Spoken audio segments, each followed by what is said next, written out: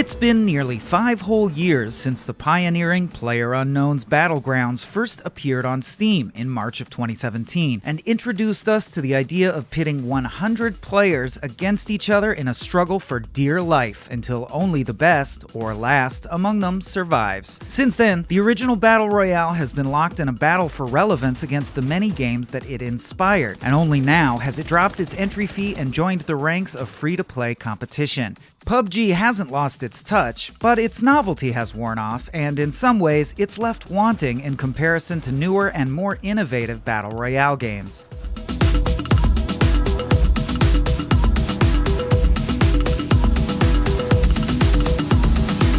In its favor, survival after parachuting into PUBG's relatively realistic open world requires you to be much stealthier and more deliberately tactical than you would in, say, the run-and-gun style of Fortnite. For example, you might wait for a passing aircraft to drown out your footsteps so you can enter a household undetected, or you might use a smoke screen to distract a squad of enemy players that are pinning you down from a nearby ridge. Firefights are tense, even though the wide selection of guns tend to be clunky to shoot, even after you've modded them with scopes and extended magazines. This is because weapons in PUBG lack the gun feel that makes modern shooters like Call of Duty or Apex Legends so enjoyable to play. They're tolerable to handle in third-person mode, but frustratingly inaccurate unless you switch to first-person mode or aim down the sights. But since movement is clearly designed around third-person play, not to mention you get the ability to peek around corners without poking your head out, first-person mode feels slow by comparison, and the weapons suffer for it.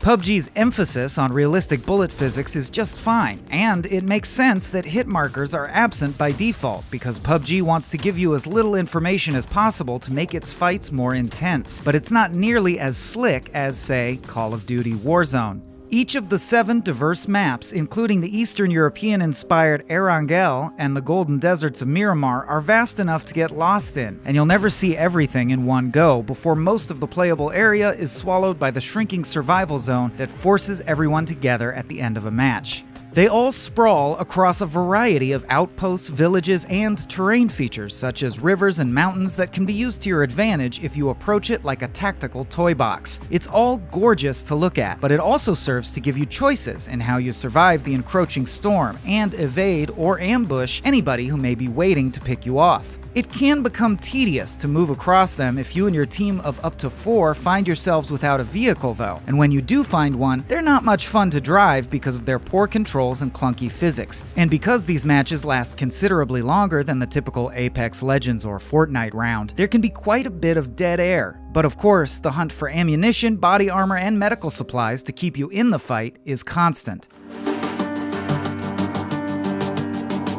That expansive map size means there's always an opportunity cost to action or inaction in PUBG. Every decision is meaningful, but usually not enough to spell life or death on its own. Will you cut across the open field to reach a nearby weapons cache and risk a sniper attack? Or will you sneak between buildings and hope you find decent loot along the way? Do you recklessly drive across the map and risk unwanted attention? Or do you creep around the edges of the storm and wait for the other players to pick each other off before making your move? Lots of approaches are viable, and achieving that chicken dinner winner screen is still a thrill. And if you're curious about whether it runs well, don't worry, it does. But it's a lot better if you're playing on a decent PC. By comparison, PUBG is a rough experience on PlayStation 5. It's a struggle to distinguish other players at long ranges, rendering the vastness of PUBG's maps feeling empty. There is a performance mode, which aims for a smooth 60 FPS at 1080p, but the lack of 4K fidelity, limited draw distance, and imprecise controls make it difficult to play PUBG the way it was designed. You're also locked into playing with other PlayStation and Xbox players, which puts PUBG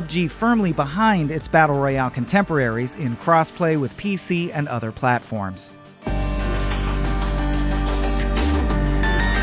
Ultimately, PUBG doesn't have much meat on its bones if you get bored of skirmishing for survival in both solo and team modes. There's very little in the way of custom maps, and the only other official arcade mode is a lackluster team deathmatch that you can comfortably ignore. That single mode focus is similar to Apex Legends, but neither can hold a candle to the versatility of Fortnite. It's great then that you can always dip into the dedicated training mode and play with PUBG's entire collection of weapons and toys for as long as you want, even testing them against a firing range, a race car track, and a cool jump school area that lets you parachute in as many times as you'd like. In fact, the new player experience does a fine job of getting you up to speed quickly with a few mandatory training matches against easy target bots. As far as this free-to-play revamp goes, PUBG now offers the mostly standard assortment of cosmetic options and a battle pass. However, it's unique among its peers in that it charges a $13 fee to access the ranked mode, which is kind of a bummer if you have any intention of competing, but it does make sense as a potential deterrent for cheaters who would otherwise just create new accounts daily. If you want to get serious about PUBG, it's a small price to pay to keep those jerks at bay.